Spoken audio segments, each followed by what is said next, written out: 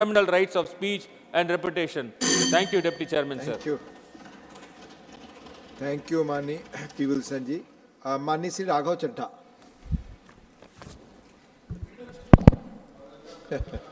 Sir, अपने 115 दिन के सस्पेंशन समाप्त होने पर पहली बार इस सदन में बोलने जा रहा हूं और इस नए संसद भवन में पहली बार बोलने जा रहा हूं, तो आपका संरक्षण चाहूंगा सर। 5 मिनट समय आपका।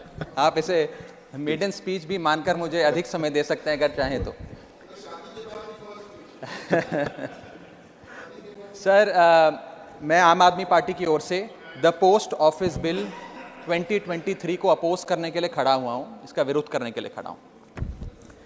सर, ये कानून को अगर बारीकी से पढ़ा जाए तो इसमें 2 बड़े खतरनाक प्रावधान हैं, सेक्शन 9 और सेक्शन 10।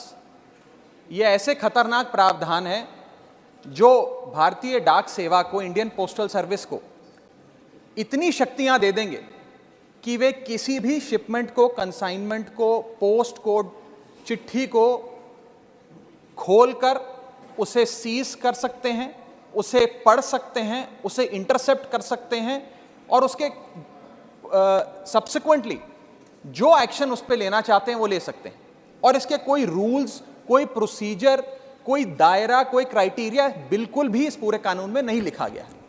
मैं पहले सेक्शन 9 पढ़ के सुनाना चाहूंगा, फिर विस्तार से अपनी बात रखूंगा। सेक्शन 9 कहता है, the central government may by notification empower any officer to cause any item in course of transmission by the post office to be intercepted, opened or detained in the interest of 1, security of state, 2, friendly relations with foreign states, 3, public order, 4, emergency, and 5, upon the occurrence of any contravention of any provisions of this act or any other law for the time being in force। यानी कि इन 5 scenarios में पूरी शक्ति है Indian postal office को कि वो किसी के भी डाक को या कंसाइनमेंट शिपमेंट को इंटरसेप्ट कर सकती है, डिटेन कर सकती है, खोल सकती है। इसमें 7 बड़ी समस्याएं हैं जो मैं आपके सामने रखना चाहूंगा। पहला है बिग ब्रदर सिंड्रोम, यानी कि हर तरीके से अपने नागरिकों पर सर्वेलेंस रखना, वो क्या कम्युनिकेट कर रहे हैं, क्या बातचीत कर रहे हैं, चिट्ठी पत्र में क्या लिखकर भेज रहे हैं, उस पर सरकार की आंखें रहें, सरकार को मालूम रहे। ये एक बिग ब्रदर सिंड्रोम है जिससे ये बिल पूरी तरीके से पीड़ित नजर आता है सर।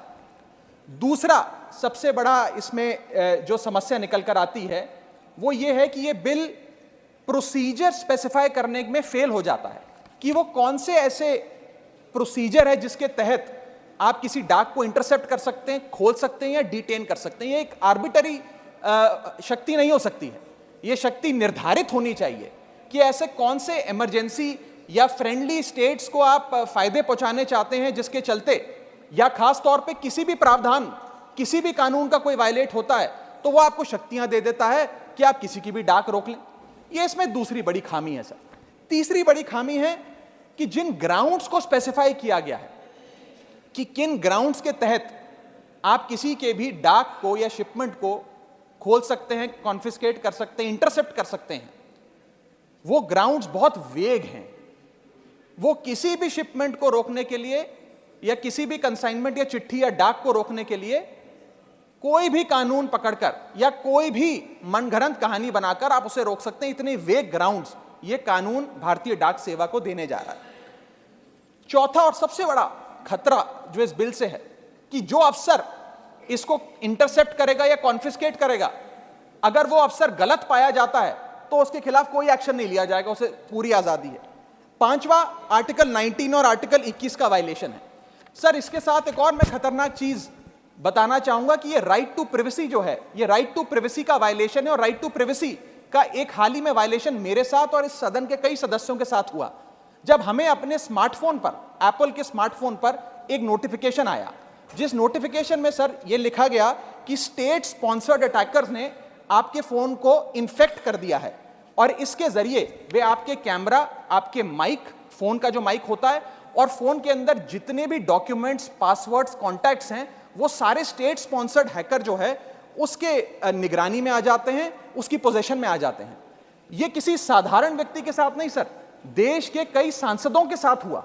और दिलचस्पी की बात यह है, और खतरनाक बात मैं कहूं वो ये है कि ये सिर्फ विपक्ष के सांसदों के साथ हुआ, ऐसा जानकारी आई, और इसमें एक शायद सत्ताधारी पक्ष के भी सांसद थे। ज्यादातर जो लोग इसमें पाए गए, जितनी मैंने रिपोर्ट्स पढ़ी, उसके मुताबिक विपक्ष के या सरकार के आलोचक थे। ये एक बड़ा खतरनाक हमला फोन्स पर हुआ। मैं चाहूंगा कि भारत सरकार इसमें जांच करे, आपके अध्यक्षता में सर वो जांच हो सके तो एक ज्वाइंट पार्लियामेंट्री कमेटी का गठन हो कि किस प्रकार से ये स्टेट स्पॉन्सर्ड अटैकर्स पेगासस नाम के और अन्य प्रकार के सॉफ्टवेयर का इस्तेमाल कर जो लोग आप कह सकते हैं आलोचक हो सरकार के या विपक्ष के नेताओं, उनके फोन को इन्फेक्ट कर रहे हैं। इस बिल का मैं विरोध करता हूं और चाहूंगा कि ये जो एप्पल का नोटिफिकेशन यहां बैठे कई सांसदों, विपक्ष के सांसदों के फोन पर आया, उसके बारे में सरकार कुछ अपनी बात भी रखे और इस पर जांच भी बिठाए। Thank you Raghav ji.